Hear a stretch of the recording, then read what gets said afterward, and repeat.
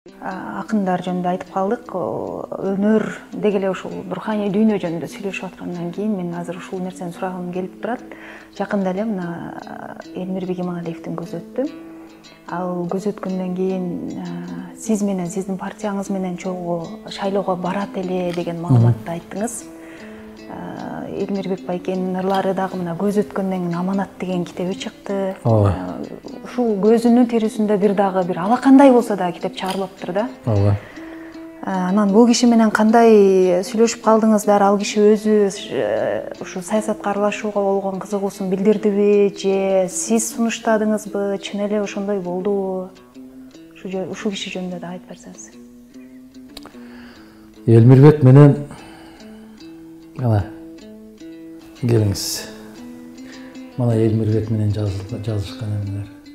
Мына Элмирбектин мага жазган эмелери, мына Элмирбектин жиберген видеолору, мына паспорттарынан бери жиберип, жанагы эмнеге билет жазып коюңузчу дейт, партбилет. Паспорттун жиберип, мондай кылып, паспорт керек.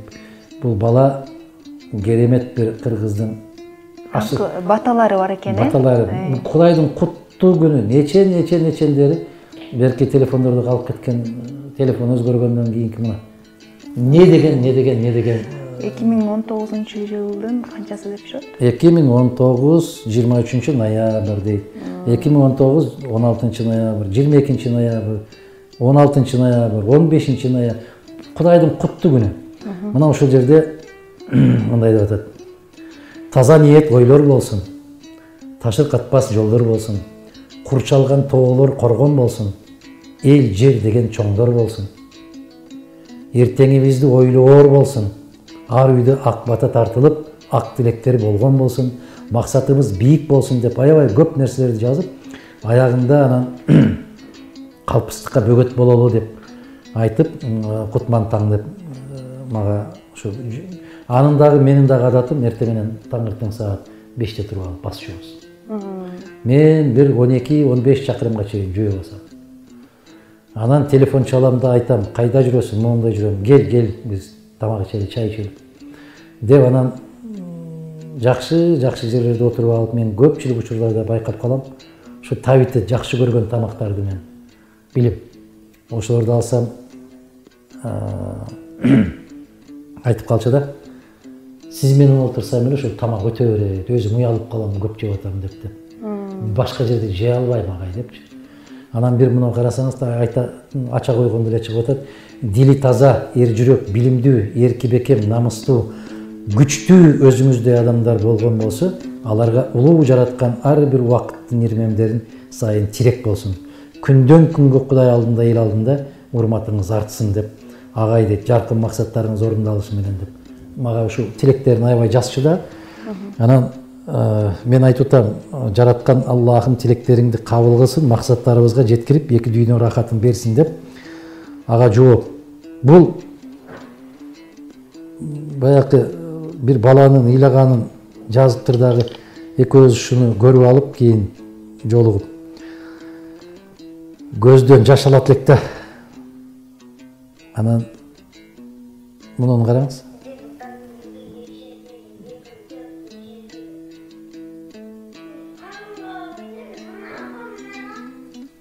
Ийлеп атат. Бул баягы карантин кылып коюп, карантинде камалган бала телефондон эмне кылып отуруп, жаттай албай атат. Опасно бакырып ыйлап берип атат да. Мен каягын карап жооп берем. Мен муну карайм, бул карап атса өчүп калып атпайбы телефон улам. Анан ушуга ыйлатчысыздар. Ушуга ыйладык. Ушуга ыйлап аябай жаман сезимдер болду да. Балдарга кыйын эле болуптур деп отуруп алып, мен ооба деп анан кийин жолугуп тамак ичип атып, дагы ушуну коюп алып. Азыр айтып атсам менде деле мына.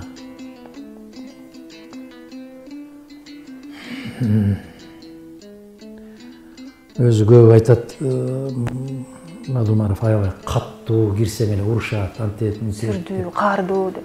Эми баягы ушундай жан дүйнөсү жүрөгүңдүн баягы адамдын же сөзү менен, же кыймыл аракеттери менен черталбаган кылдары болот. ошол кылдарды мүмкүн могул сыяктуу балдар чектирди.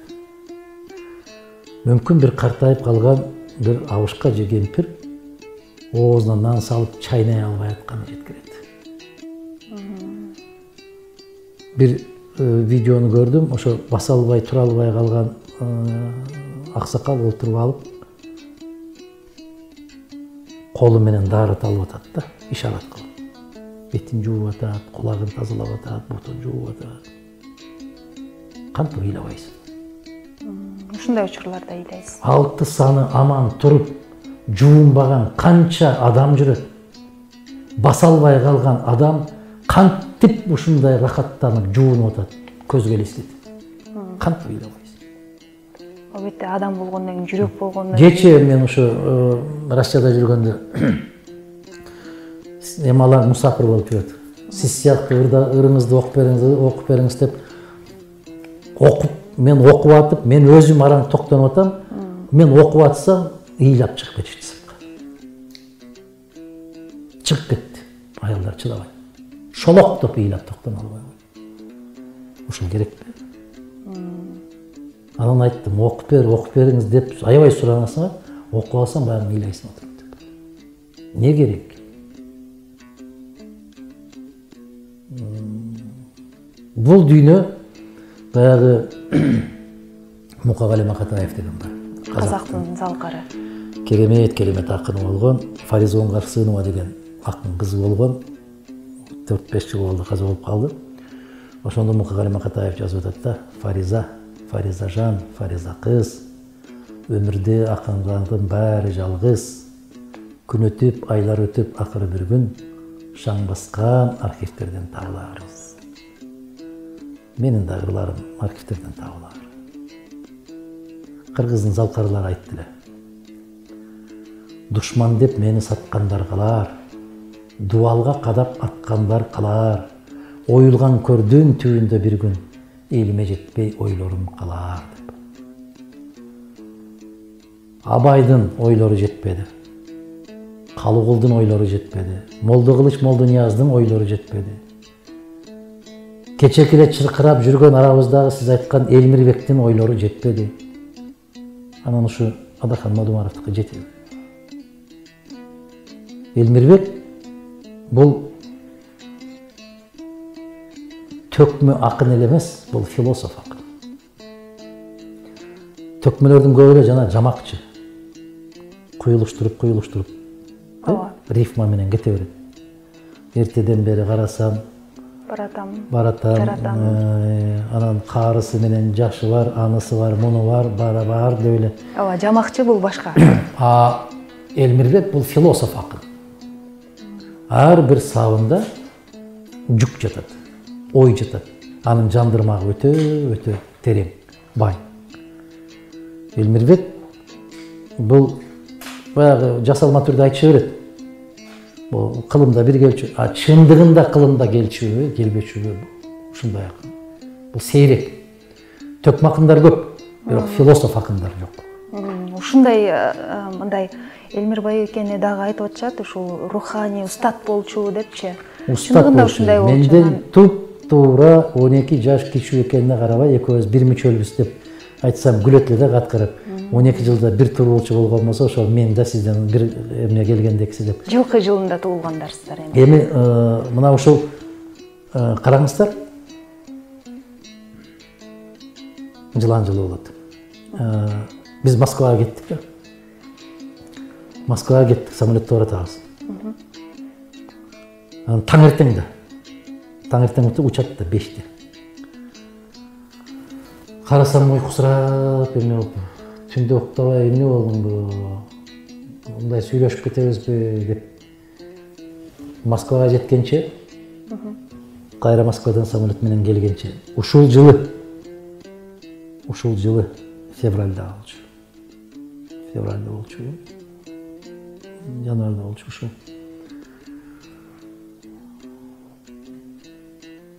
Ушунчалык бир ой басып калганда, анын дүйнөсү башка.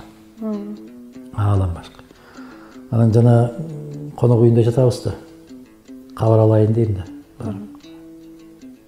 Жалгыздык өзүнчө мындай бир берилген сыйлык катарында болуп калат кээ бир адамдарга. Анан ошону сурайм мен, Элмир. Ушунча эл, бирок элдин арасына чыга албай калбады. Кааласаңыз бара берейин дейт, мен көрүп турам, ысытмасы аябай чыгып аткан. Сен элдин арасына чыга албай калдың деп аябай кыжалат болуп атасыңбы дедим келип. Мен айттым, бир аз ысытмалап калды, ошо чыга албай калды. Десем жок агай дейт. Мен ушу бөлмөдө жатып дейт, ушул сыйлыктын өзүн көптөн көрө элекмин дейт. Ушул сыйлык. Бизге дейт элдин арасына чыгып турган чоң сыйлык дейт. Соңку кездерде мени элге чыгарбай коюшкан. Ушул сыйлык болчу эле мага. Ушул сыйлыкты ала албай, чыга албай калганыма өкүнүп отурам деп. Көп биздин сөздөр, абдан көп, терең сөздөр көп. Ошол кишинин саясатка аралашам деген. Саясатка аралашам дегенин себеби ушундай болуп калды. Баягындай ушунчалык айтып аткан сөздөрүң жетип атабы дедим мен. Каттуу айтып атасың, ырдап атасың, жетип атабы. Ушулардын баарын трибунадан айтсам жетеби агай деди, жетет деди. Анда жанагы сиз айткан каруум казык, каным азык деди. О жерде дагы бар. Ушул сөзү бар. Баягы бүтүндөй жан дүйнөмдү арнадым деген сөзү бар да. Бүт башын сайдым. Келинчеги менен да сүйлөшүп калдык. Келинчеги айтты ошо Нурзат жеңе. Акыркы күндөрү ушул саясий маданияттуулуктун үлгүсүн мен ошо парламенттен көрсөткүм келет. Ооба. Бул боюнча кептерибиз аябай көп эле. Биринчиден ушул акындыктын өзүнүн бир жолун жанагы бир интервью бергенде айтпадыбы? Биз ушул жолду улап кете алабызбы? Өзүбүздүн мойнубузга жүктөлгөн жүктү кийинкилерге өткөрүп бере алабызбы? Же чапан кийгизип койгон жерде ыраазы болуп жүрө беребизби? Деген сыяктуу эмне болуп калды. Мына мен 5 мүнөттөй кечигип калдым деп айтсам, мен келип ичинде отурам, келе бериңиз дейт. Мына жерде ушундай бир эмнеси бар да. Мен башымдын ичинен таппай атат окшойсуз. Мына могу жерде сиз өзүңүз окуп бериңизчи, мен көп ишенбесе. Не дейт? Мен сайдым дейби? Жанымдамын дейт. Мен сайдым жанымды. Ишениңиз дейт. Ишенемин десем, каным азык, каруум казык дейт. Мен сайдым жанымды дейт. Ишениңиз дейт. Мен ишенем депсиз, сиз? Каным казык, каруум азык, рахмат деген экен. Бул сөздү сиздер февралдын 15-inde сүйлөшүптүр, 2020-жылы. Ошентип жазып атпайбы? Мен да башымды сайдым, мен да ушул жакка кирем. Анан бардык жактан даярмын, барабыз деген. Анан караңыз, сезгенде 15-февралда мага жазып атат. Аяңызчы өзүңүздү дейт. Бир өмүр экен деп коюптур да, 3 точка коюп. Аяңызчы өзүңүздү дейт. Ушунчалык жан отуңуз менен берилип күйүп атасыз, түшүнгөн киши болбой атат агай. Агай, биздин элибиздин пейили башка жакка кетип калыпты. Өзүңүздү аяңыз деп. Телефондон аябай көп сүйлөшөт дагы, анан дагы унутуп калбасын деп жазып коет да, ошо кыскачасын жана. Аяңызчы өзүңүздү деп дагы коет. Өзүңүздү аяганды билесизби, аябай атасызбы, азыр кандай болду? Өзүн өзү аяган адам билесизби, эч нерсе деп айтпайт. Эч кимге эч жамандык да көрүнбөйт. Өзүңүздү аязсаңыз, азыр президенттик шайлоого да барбайт белеңиз. Кээде ушундай болгум келет, кээде колумду шилтепчи, айланайын, эмне болсоң ошол болчу, мен милдеттүү эмесмин деп. Бир керемет жумуш таап алып, өзүң менен өзүң болгуң келет. Баягы айткан экөөбүз, акыл менен жүрөктүн ортосундагы согуш башталып кетет.